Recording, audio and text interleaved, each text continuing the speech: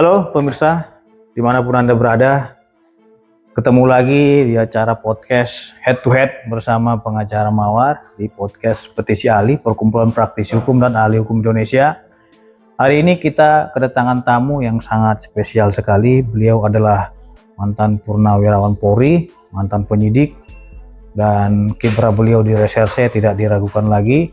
Sehingga kita ingin membahas dalam sesi ini terkait dengan isu yang sangat fenomenal sekali yang sampai hari ini belum juga selesai, yaitu kasus dugaan ijazah Pak Jokowi yang katanya itu bermasalah. Tentu kita akan lihat dari segi pandangan hukum dan dari segi kacamata penyidik terkait dengan kasus tersebut, agar bisa menjadi edukasi kepada masyarakat bagaimana letak duduk masalah persoalan tersebut dan bagaimana penyelesaiannya. Saksikan hanya di Head to Head. Narasumber kita adalah Irjen Pol Purnawirawan Riki Sitohang SH. Selamat siang Pak Riki. Selamat siang Dinda. Sehat ya? Sehat, alhamdulillah. Beliau ini adalah abang saya juga, saya anggap, karena saya lihat komentar-komentar beliau itu pemikirannya sangat progresif. Jadi saya senang orang-orang yang memang pemikirannya untuk bangsa ini begitu cadas dan progresif, sehingga itu bisa menjadi jurispruden bagi masyarakat melihat kasus ini bagaimana. Yang sebenarnya kan masyarakat ini sekarang bisa menilai mana yang layak atau tidak layak. Oke, Bang Riki, saya ingin membahas kasus ijazah Pak Jokowi yang sampai hari ini belum tuntas juga. Ya, kita undang abang itu karena memang abang sebagai mantan penyidik dan proses hukum ini kelanjutannya seperti apa, karena masyarakat juga bertanya-tanya terkait dengan laporan polisi yang dibuat oleh para pihak ini. Kan mereka ini saling lapor gitu. Nah, dan beberapa bulan yang lalu para pihak dalam hal ini UGM telah menyampaikan bahwasanya ijazah Pak Jokowi itu asli. Begitu juga Bareskrim Mabes Polri telah melakukan pemeriksaan baik itu terhadap KPU, teman sekelas daripada Pak Jokowi, dan pemeriksaan terhadap UKM, pihak rektorat, pihak perpustakaan, bahkan arsip perpustakaan tersebut telah diperiksa oleh penyidik Bareskrim Mabes Polri. Hasil daripada laboratorium forensik itu identik ijazah tersebut dengan pembandingnya. Nah, dari sudut pandang kacamata mantan penyidik yang sudah kawakan di reserse, pendapat abang terkait dengan keputusan daripada Bareskrim Mabes Polri yang telah menghentikan laporan pengaduan ya atau masyarakat dari TPUA katanya, Tim Pembela Ulama dan Aktivis tersebut, bagaimana dari sudut pandang kacamata penyidik terhadap laporan tersebut berikutnya, dan bagaimana juga laporan balik daripada Pak Jokowi terhadap para pelapor dan yang menuduh terkait dengan ijazah tersebut. Silakan. Baik, terima kasih Pak Pitra. Tentu terima kasih untuk undangannya ya.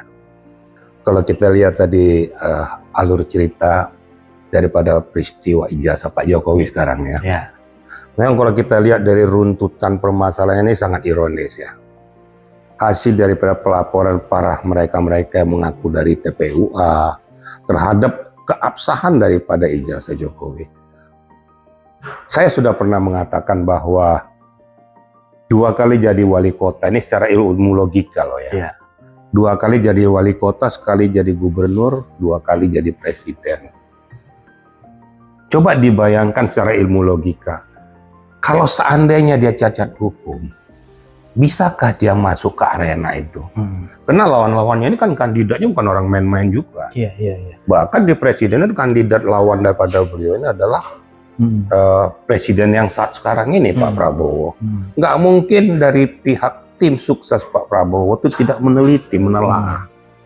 Ternyata dia lolos butuh, kan gitu. Kemudian masuk dalam kontestan dan jadi presiden sampai 2 kali. Memang sangat ironis sekali ya. Pada saat beliau sudah turun dari posisi sebagai presiden, muncullah polemik-polemik ini. Yang sangat saya sayangkan, selalu mempublikasikan hal-hal yang bukan membuat pembangunan daripada pola pikir ataupun intelektualitas daripada seorang ilmuwan. Nah, seharusnya mereka berpikir, tadi dikatakan tadi oleh Pak Pitra bahwa dari UGM sendiri sudah merilis, mempublikasikan. Kemudian dari Bareskrim sudah menyatakan melalui laboratorium forensik. Nah sekarang kalau sudah begini, apalagi yang mau mereka harapkan? Nah, kalau seandainya sudah tidak percaya lagi dengan hukum Indonesia, mau jadi apa lagi? Nah, menurut hemat saya, dengan peristiwa-peristiwa yang sangat krusial ini, harus diberikan betul-betul edukasi hukum kepada masyarakat dan segera saja dituntaskan. Jadi jangan lagi berlarut-larut seperti kayak gini. Kalau memang pihak Polda sudah menerima laporan, itu ditingkatkan saja lidik jadi sidik. Nah, sekarang kalau diambil pembuktiannya kan sudah jelas, ya dari segala permasalahan sudah dipegang bukti-bukti dari Barreskrim, bukti-bukti dari UGM. Ya sudah tindak lanjuti aja, lakukan aja. Mereka sudah melakukan pencemaran nama baik dan juga mengena kepada Undang-Undang ITE. Oke, Pak Riki, saya ingin bertanya. Jadi di beberapa kesempatan yang saya lihat dari media sosial, ini kan terlapornya itu ada kurang lebih 4 orang. Ya. Nah, 4 orang ini setelah dilaporin, mereka katanya merasa dikriminalisasi gitu loh, dan mereka merasa dijolimi. Nah, apakah memang pengertian kriminalisasi itu ketika hak hukum orang yang terlapor menjadi terlapor statusnya, kan gitu. Nah, dan ketika orang yang melaporkan yang merasa dituduh, merasa dia difitnah ataupun pencemaran baik, dia melaporkan orang yang menuduh itu, apakah memang kategori kriminalisasi itu seperti itu gitu loh? Katanya dia dengan alasan untuk penelitian, kajian dan lain-lain. Nah, dari sudut pandang mantan penyidik seperti apa? Kalau dikatakan kriminalisasi ini sangat sumir ya. Kalau seandainya seseorang melaporkan telah terjadi suatu perbuatan tindak pidana, faktanya sudah dibuktikan memang tidak terjadi perbuatan itu.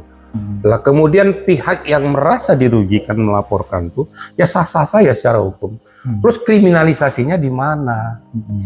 Nah untuk itu maka saya karena kata mereka penelitiannya dilaporin gitu. Penelitian model apa? Mereka meneliti sendiri atau berdasarkan akidah hukum? Iya.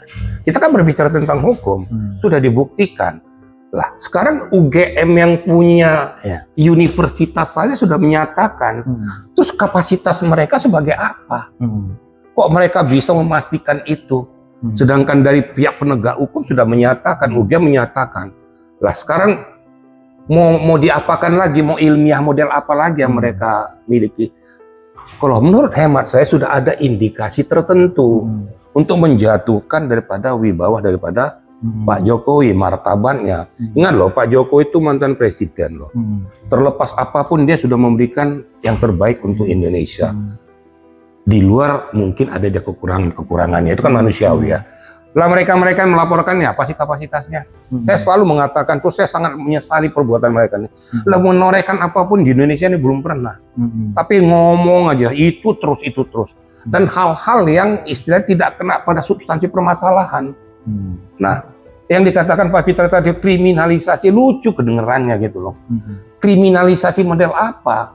Makanya untuk membuktikan ini ya kita bermohon pada pihak penegak hukum segera saja tunjukkan bahwa mereka bukan dikriminalisasi, tapi hukum ditegakkan, justru membuat masyarakat mengerti dan memahami bahwa oh memang sebenarnya proses hukum seperti ini, dan mereka sebenarnya bukan untuk memberikan pengembangan edukasi masyarakat, tapi membuat cara mengatur gitu loh. Menjadi persoalan kan begini, di dalam suatu tindak pidana kan dan perbuatan keterangan-keterangan yang kita katakanlah adalah salah satu yang menuduh ini menyampaikan, tunjukin aja Pak ijazahnya, tunjukin gitu kan. Apakah di dalam pidana itu terduga itu yang harus membuktikan atau memang yang menuduh yang membuktikan? Karena mereka ini bilang mahasiswa juga kan pengen lihat kan ijazah dari Pak Jokowi itu seperti apa gitu kan, tapi sudah menuduh gitu loh kan. Nah, saya juga berpikir ini mindset seperti ini dalam konteks hukum pidana itu memang apakah hukum pidana itu mengatur kita yang menuntut ya, terus yang tertuntut itu yang harus membuktikan bahwasanya dia palsu ya, itu bagaimana dari segi pandangan hukum pidana? Ya. Ini sangat lucu gitu ya. Saya lucu kan kalau seseorang pengen tahu, dia mendalilkan. Berarti dia harus membuktikan dalilnya ini. Terus apa kewajiban daripada Pak Jokowi untuk menunjukkan ijazahnya kepada orang yang tidak punya kapasitas? Dia kan tidak punya kapasitas, sudah kita tunjukkan. Alasan dia untuk masyarakat rakyat katanya. Untuk apa? Dan rakyat banyak. Apa kaitan hukumnya? Kalau gitu nanti saya punya sesuatu saya harus tunjukkan untuk menunjukkan keasliannya. Lah hakmu apa? Kapasitasmu apa? Kan nggak ada relevansinya. Ini menurut hemat saya sudah mencari-cari. Jadi katanya seorang ilmuwan tapi nggak ngerti ilmu, nggak bisa menerapkan ilmu itu dengan baik. Lah masalah akidah hukum aja nggak paham. Oh suruh tunjukin, apalagi yang saya lihat itu ditunjukkan lagi ijazah salinan-salinan. Kemudian mau dipadukan kepada yang asli.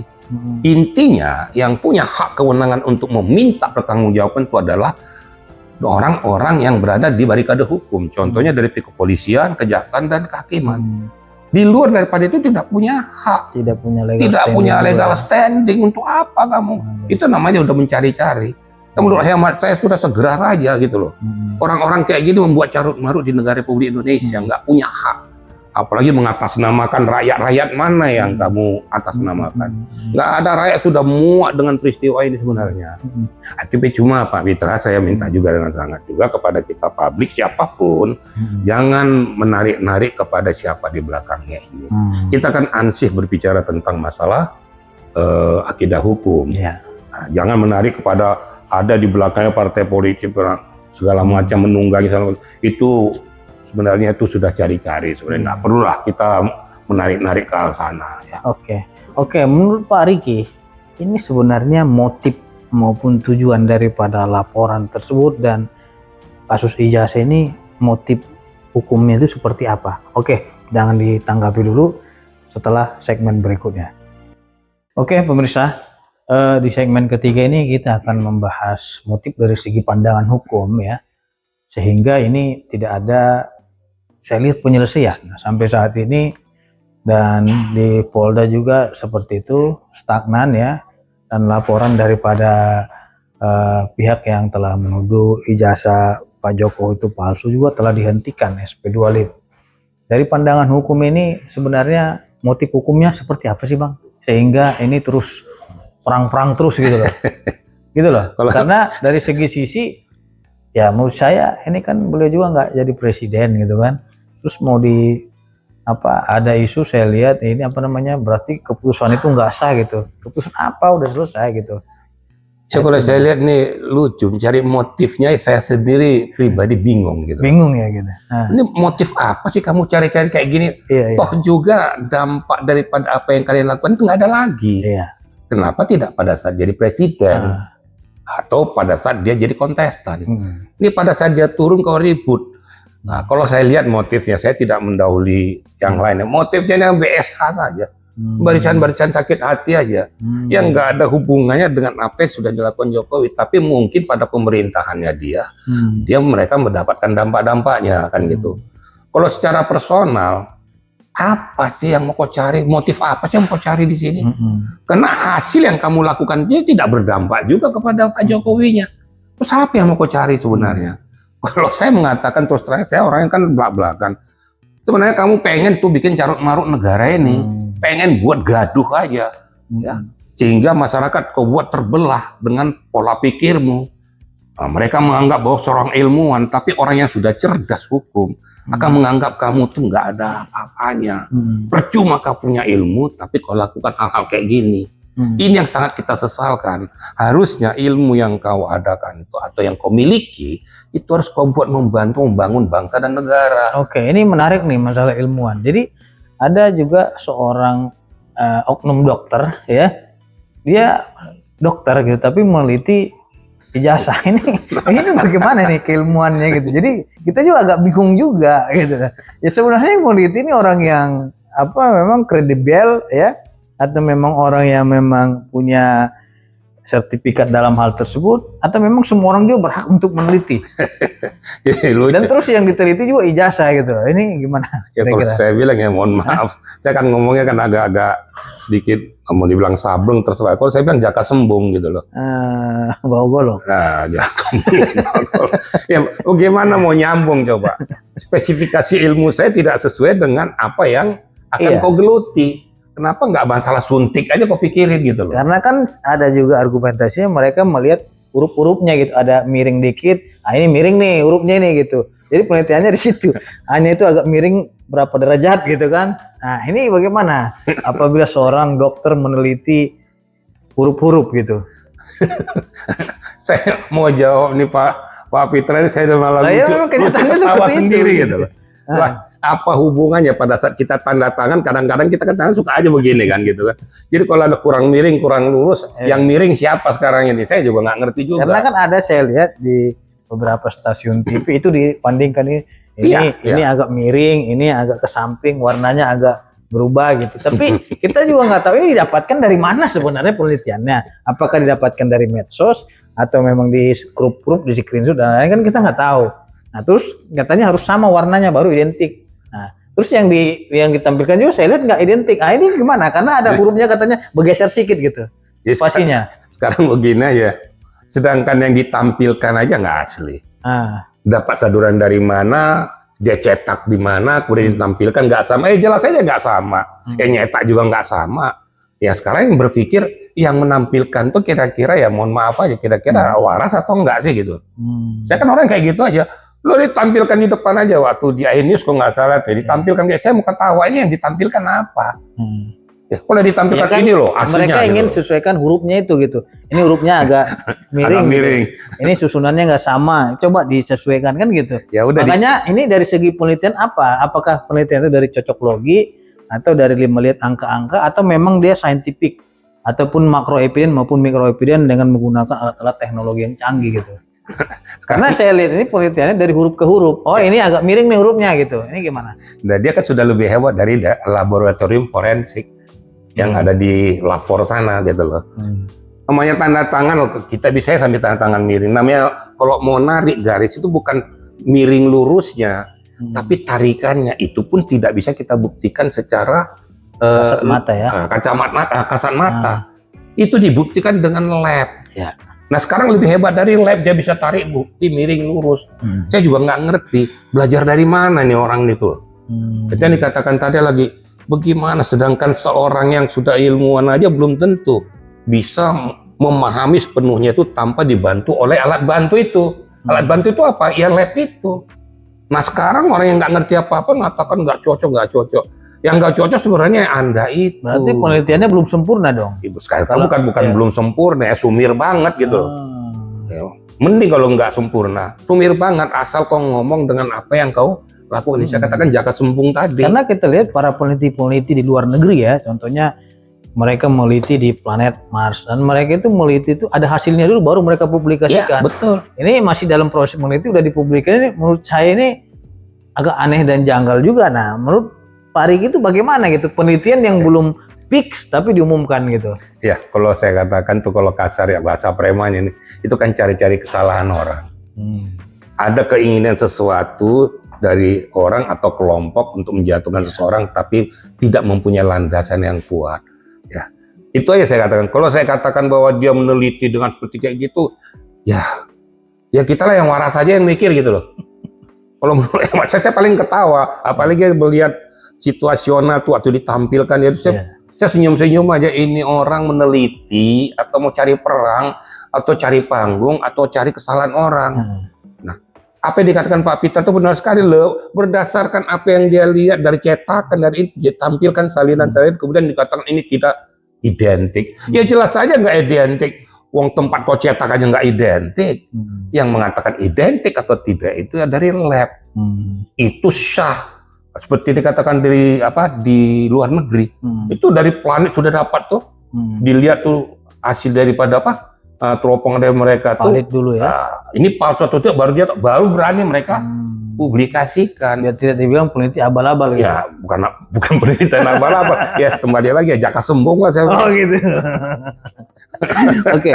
Saya kan orangnya kan kayak gitu-gitu aja. Capek saya dengar orang-orang ini ngomongin ini terus. Maka saya bilang, seperti contoh aja lah. Saya kan udah pernah ngomong tuh masalah borgol tuh ketawa saya di YouTube itu. Lah, karena persepsi otaknya sudah negatif. Tidak pernah positive thinking. Nah, padahal menurut hemat saya itu Pak Peter mengatakan, kita kan negara hukum.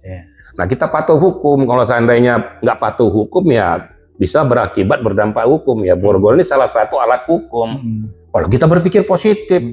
Kalau berpikir negatif, ya itu tadi. Ya, oke, ini menarik sekali karena di e-commerce dan di pasar Senen dan lain-lain itu borgol itu banyak bisa ditemukan kulit borgol. Yang ingin saya tanyakan, apakah borgol itu merupakan senjata atau senjata api?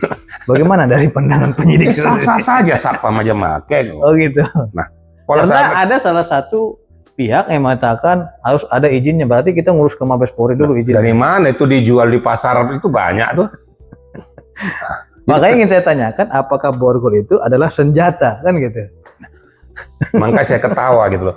Padahal ini kan alat bantu. Sajam ataupun senjata api gitu. Kalau mau mati kan batu juga bisa matiin orang. Ini kan alat bantu saja, alat bantu untuk keamanan. Nah, bukan untuk istilahnya harus dapat izin dari mana kamu tahu itu. Lucu, makanya saya bilang ngerti hukum nggak sih gitu. Berarti berapa ratus ribu yang ditangkap di e-commerce gitu ya itu. Dan di pasar Senen gitu. Jadi Satpam juga security mau beli perlengkapan apa mereka ada di keamanan sana, mereka kan? ya kan?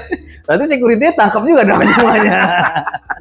Jadi makanya ini hal yang sangat menarik sekali karena apa? Karena saya melihat orang yang tidak berkapasitas berkomentar hal yang memang bukan keahliannya. Dia berbicara hukum tapi dia tidak ada latar belakang sarjana hukum gitu loh. Orang kita adalah calon dokter, kandidat dokter gitu kan. Terus orang yang memang dia bukan sains tapi dokter, tapi meneliti terkait dengan sains dan kajian keilmuan ilmiah teknologi. Iya. Nah ini bukannya kita juga istilahnya melarang orang untuk tidak meneliti, tidak, sah-sah aja. Tapi kan penelitian itu kan harus yang sahih, harus yang memang pakarnya gitu loh. Maksudnya dia peneliti luar angkasa, memang orang dia sekolahnya dia pendidikan dari luar angkasa, astronot dan lain-lain, dia paham betul masalah bidang angkasa gitu. Nah kalau terus orang contohnya mohon maaf nih dia sarjana pendidikan ya matematika, terus disuruh dia meneliti planet Mars, nah ini bagaimana? Ataupun dia kesenian gitu kan, kesenian bidang nyanyi-nyanyi kan, terus disuruh dia meneliti kan apa nggak bingung? Makanya kita juga aneh sekali. Terus peneliti yang kita percaya ini siapa sebenarnya kan gitu? Ya itulah yang saya katakan kemarin tuh Pak Petra. Jadi kadang-kadang yang dia tidak punya spesifikasi itu tapi sok tahu tentang masalah ilmu yang lain. Jadi itu tadi katakan tadi bahwa dia berbicara tentang hukum tapi dia sendiri tidak mengerti akidah hukum itu dan dia tidak punya sertifikasi tentang itu. Kemudian mengeluarkan statement pendapat tentang masalah itu. Lah ini yang mempertanggungjawabkan siapa? Akhirnya yang keluar dari bibirnya itu tidak mengandung akidah hukum. Yang ngaco jadinya gitu kan. Ya, yang sialnya itu ngaco itu dipublikasikan pada masyarakat. Masyarakat awam mendengar. Nah, ada yang istilah fanatik dan lain sebagainya menganggap itu benar. Ini yang harus diluruskan. Jadi kita juga orang-orang ilmuwan ini lakukanlah, tularkanlah ilmumu itu sesuai dengan keilmuanmu, sesuai dengan sertifikasimu. Kalau kau nggak memiliki sertifikasi tentang itu, ya nggak usah ngomong. Contoh saya masalah hukum, saya bidangi, masalah penyidikan saya bidangi. Terus saya berbicara tentang masalah alat suntik.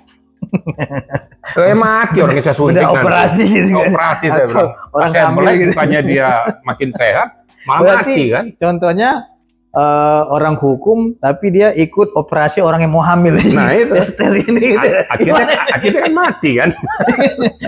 Jadi analoginya seperti itu ya. Oke. Ini sangat menarik sekali. Terus saya ingin tanyakan nih sama Pak Riki ya. Ini kan laporan polisinya sudah dihentikan di Mabes Polri. Terus ada juga laporan polisi daripada Pak Jokowi di Polda Metro Jaya. Bagaimana proses dan perjalanannya atas laporan yang mereka lakukan, begitu juga sebaliknya dengan laporan polisi Pak Jokowi. Nah, jangan dijawab dulu, nanti di segmen berikutnya. Oke, Pak Jenderal, ini kan TPUA telah melaporkan di Bareskrim Mabes Polri atas tuduhan dugaan ijazah palsu.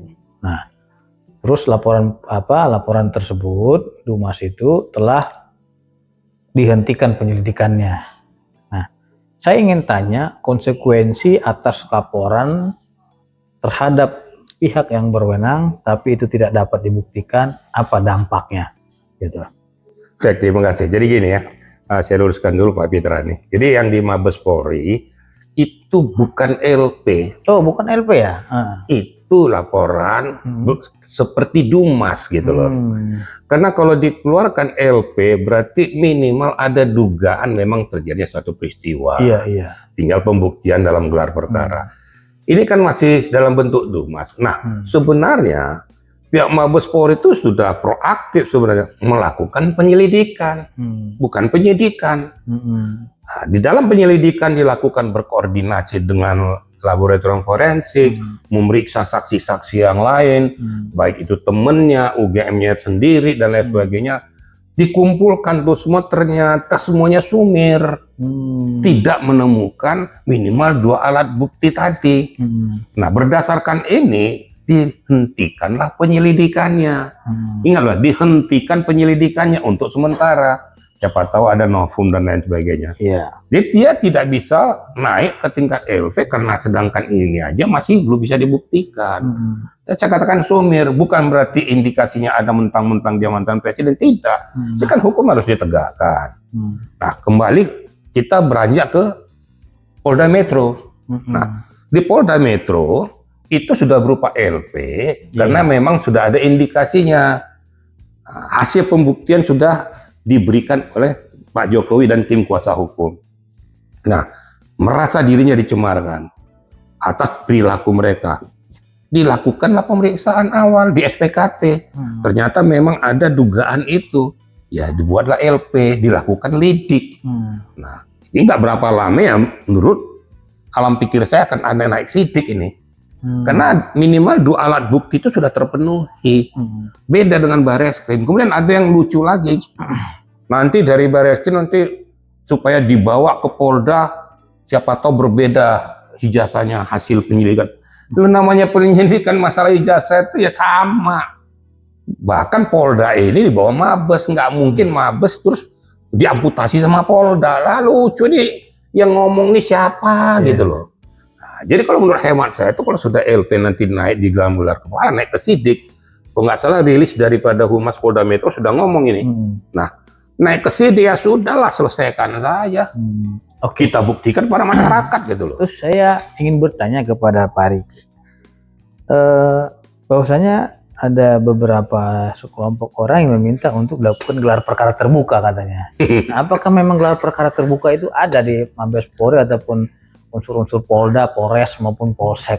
Jangan-jangan adanya di Polsek gitu. Ini pandangannya gimana Pak Riki terkait dengan gelar perkara terbuka, undang media, undang ini segala macam gitu. Saya ini kan mantan Karawasidik nih. Ya. Gelar perkara itu cuma ada 2. Gelar perkara biasa dan gelar perkara khusus. Kalau gelar perkara biasa biasanya kalau dari lidik naik mau ke sidik. Kalau gelar perkara khusus ini ada permintaan karena terjadinya mungkin ketidakpuasan antara terlapor dan pelapor terhadap peristiwa yang sudah dilakukan lidik atau sidik dari pihak penyidik. Nah, dia lakukanlah gelar perkara. Nah, kalau gelar perkara terbuka untuk media itu mungkin di Konoha, nggak ada di dalam hukum kita, nggak ada di situ, nggak ada dalam perkap juga. Jadi dari mana dapatnya gelar perkara terbuka untuk Karena ada alasannya untuk kepentingan masyarakat umum katanya. Apa hubungannya? Terus makanya diundang semua media di ini. Kenapa nggak diundang internasional sekalian kan di lapangan Bung Karno sana? Diundang semua. Kejujuran katanya, menguji kejujuran pemeriksaan. Nah, kalau nggak jujur lagi, kalau nggak kita percaya lagi dengan penegak hukum, ya sudah saya katakan kan dulu. Ya sudah, kau minta aja perlindungan internasional sana. Nah, kesana aja kamu lapor, atau gak puas kau dengan hukum Indonesia, ya pindah kau ke luar negeri. Jangan di sini gitu loh. Gampang ya? Nah, kan gampang-gampang aja, daripada otakmu tuh ada. Ya sialnya pengacaraku lagi yang ngomong itu kan.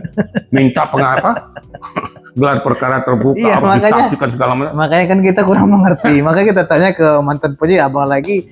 Beliau adalah Karawasidik dahulunya kan gitu, yang lebih mengerti. Apakah memang gelar perkara buka-bukaan itu ada? Nah, gitu loh.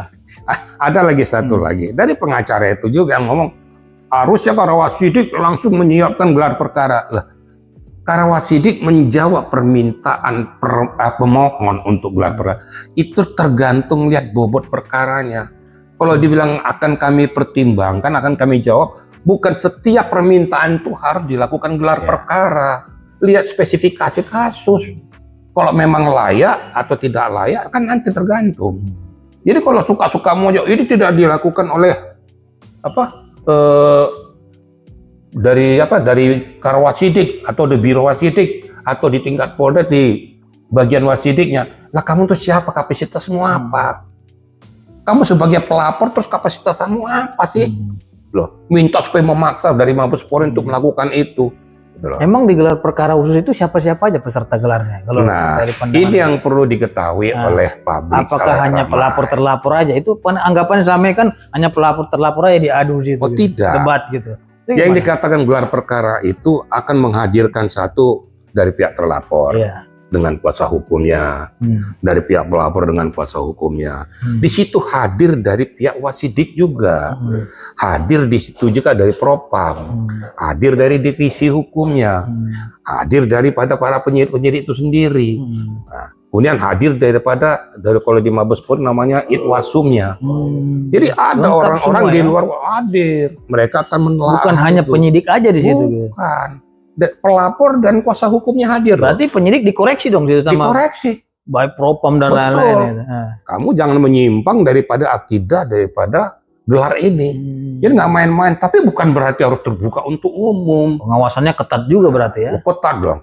Lah kalau terbuka untuk umum kan ada hal-hal yang spesifik yang tidak perlu diketahui oleh umum. Karena Kenapa? ini akan tindak lanjut ke penyidikan berlanjutnya. Agar Jangan tidak bocor sampai gitu rahasia itu bocor. gitu. Dari pihak-pihak berkepentingan bisa aja membocorkannya ataupun mengambil langkah-langkah untuk antisipasi. Nah ini yang harus dipahami oleh kita ini. Jadi kalau kita jadi kuasa hukum juga jangan memaksa seperti itu. Dan jangan pula pernah berpikir. Jadi saya jadi mikir gini loh Pak Fitra. Ini yang minta ini pernah nggak ikut gelar perkara? Oh iya, pertanyaannya begitu ya. Gitu. Loh kalau kamu pernah ikut gelar perkara harusnya kamu sudah bisa jawab. Ya. Nah, berarti kamu nggak pernah ikut gelar perkara. Saya juga nggak ngerti gelar tikar kali kamu dulu. Bingung saya gitu loh. Sampai undang-undang masyarakat katanya. Undang masyarakat, undang kalian ramai supaya disaksikan. Bila penting pakai TV yang gede itu. Ya di Bung Karno aja gitu. Iya, karena setahu saya itu terbuka untuk umum itu hanya di pengadilan gitu. Di Betul. situ nanti dibuka. Kalau di pengadilan betul sah terbuka dan itu pun pihak umum pun hanya menyaksikan. Oke, makanya di Pihak bawah itu berperkara pro saja. justiti ya gitu Nah, ya. betul. Itu pro justisia. Jadi Maknanya itu apa? maknanya tuh bahwa itu berkekuatan hukum, tapi bagi yang berkepentingan umum cuma menyaksikan. Itulah penyidik menyelidiki itu Iya. ya. Masa hasil penyelidikan dibuka nanti kan langsung tahu terlapor dan Bocor semua kan. Iya. Nah ini yang nggak dipahami. Ini pengacara dari mana? Nggak ngerti juga saya. Perlu belajar lagi tuh ilmu kepengacaraan. Saya takutnya tuh nggak lulus ujian PKPA lagi nih. Nah, tiba-tiba sudah kayak gitu kan. Jadi dia nggak ngerti, dia bicara ngomong masalah hukum, dia belajar KUHP, KUHP, kemudian dia hantam aja. Nggak tahu lagi rambu-rambunya kan gitu kan. Nah, ini yang sialnya gitu. Iya. Terus dalam kasus ini juga saya melihat bahwasanya kasus ini ditarik juga ke umat dan ke ulama gitu. Apa urusan ulama dan umat di sini? Jadi ini kan masalah hukum ya kan? Ya hukum gitu loh, buktikan gitu. Nah konteksnya ke umat, ulama, ini kan untuk kepentingan ini. Jadi agak bingung juga kita kadang. Terus ada lagi kita kadang dibilang tidak berbobot gitu. Kan pembahasannya ulama, sepertinya ulama mana sih yang bermasalah hukum? Ulama itu setahu saya baik. Iya kan, nggak pernah bermasalah. Mana ada ulama ribut-ribut? Banyak ulama yang menyesalkan juga persoalan ini. Jadi saya juga nggak ngerti juga nih istilahnya kami dari kuasa hukum para ulama dan ulama yang mana? Iya. Ini kan tanda kutip. Orang aja berkonotasi nanti berarti ulama tanda kutip itu Bermasalah hukum semua. Gitu. nah, bermasalah hukum semua. Terus mengatasnamakan rakyat yang mana? Jadi saya juga nggak habis pikir lah. Kalau pas diserang kami kuasa hukum dari para ulama mana? Loh kok ulama kok berpikir tentang masalah ini? Ini masalah hukum ya hukum. Jangan dikait-kaitkan pada yang lain gitu loh. Saya banyak ngomong sama para ulama tuh menyesalkan juga peristiwa-peristiwa ini. Jangan geret-geret kami lah. Kami nggak ada relevansinya ke sana. Apakah ada ulama-ulama kita nggak tahu dari kita bilang lah masa lampau yang dulu ATI kan dan lain-lain ini gimana sih? Saya juga nggak ngerti masalah ini. Gitu. Kan saya udah ngomong terdahulu bahwa mungkin waktu manusia yang pernah merasakan dampak daripada kebijakan Pak Jokowi. Tapi Pak Jokowi kan mengambil langkah-langkahnya untuk mempersatukan bangsa. Iya. Bukan untuk merusak bangsa, memecah belah bangsa. Nah, ini merasa momen ini dimanfaatkan untuk membuat carut marut lagi, mau pengen bangkit untuk membuat gaduh lagi. Ini tepat dicermati, makanya ada Pak Prabowo mengatakan kemarin, jangan coba-coba membuat keretakan kedaulatan bangsa Indonesia yang berdasarkan Pancasila dan Undang-Undang Dasar 1945 yang berdasarkan ketuhanan yang Esa. Akan saya sikat. Nah, ini tindakan tegas supaya meredam maksud tujuan dari oknum-oknum tertentu ini untuk bangkit. Karena kita bermacam suku, adat, budaya, semuanya ada di sini. agama, semua ras, suku semua. Itulah Bhinneka Tunggal Ika. Ika. Ya, kita Apakah sudah relevan lagi kita menjual ayat, kita menjual ulama untuk kasus ini? Relevan nggak? Ya nggak relevan lah. Riki Sitohang gitu. Menurut hemat saya tuh marilah kita membuat kebajikan-kebajikan. Jangan menjual-jual hal-hal kayak gitulah. Saya yakin bahwa para orang-orang yang mengerti tentang agama pun tidak menginginkan. Semua menginginkan kemaslahatan bangsa, kemaslahatan rakyat. Tidak pengen membuat carut marut. Dia jangan mengatasnamakan oknum-oknum ini. Nah, saya rasa sudah bisa membaca kemana larinya saya ngomong. Ya, bahwa mereka bertujuan bagaimana situasional supaya terjadi instabilitas negara. Ini yang harus dicermati oleh negara. Kalau terjadi kayak gitu, segera diambil langkah-langkah keputusan yang tepat. Oke, terakhir nih Pak Riki, saya ingin minta masukan dan nasihat, closing statement dari Pak Riki terkait dengan persoalan ini.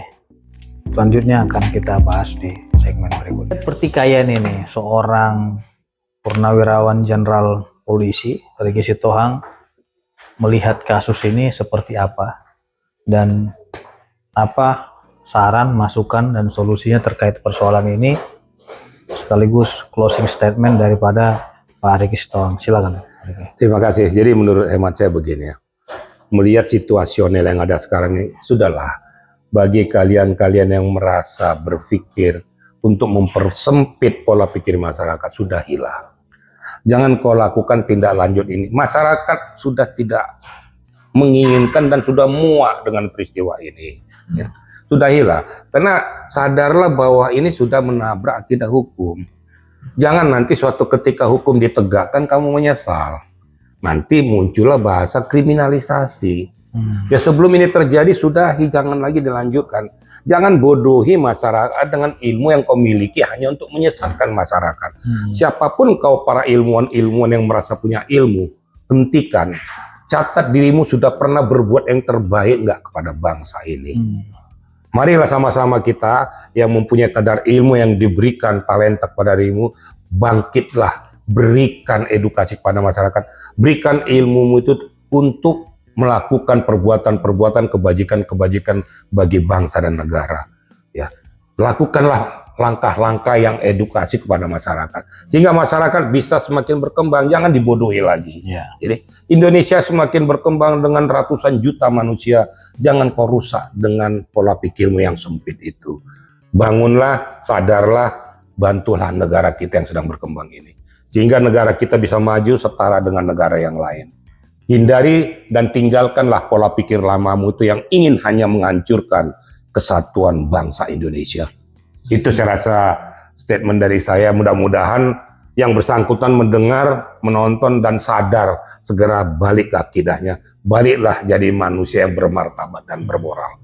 Mungkin itu Pak Fitra saya rasa. Ya. Oke, teman-teman pemirsa sekalian dimanapun Anda berada, pembahasan kita sangat menarik, tapi karena keterbatasan waktu kita, jadi teman-teman nanti akan bisa menilai ya terkait dengan kajian-kajian maupun pembahasan yang telah dilakukan di podcast ini terkait dengan dugaan ijazah yang katanya bermasalah ya, sehingga kita bisa memfilterisasi mana yang benar dan mana yang salah. Ini semua bukanlah suatu penghakiman, tapi kita sedang lakukan kajian juga secara hukum, karena memang kita mengundang orang-orang yang profesional dan kredibel di bidangnya, bukan orang-orang yang di bidangnya itu, tapi dia mengaku itu bidangnya. Nah, untuk itu jangan lupa saksikan terus di acara Petisi Ali, program Head to Head bersama pengacara Mawar di episode berikutnya. Sampai ketemu. Ya, Bang Riki. Makasih, Bang. Mantap.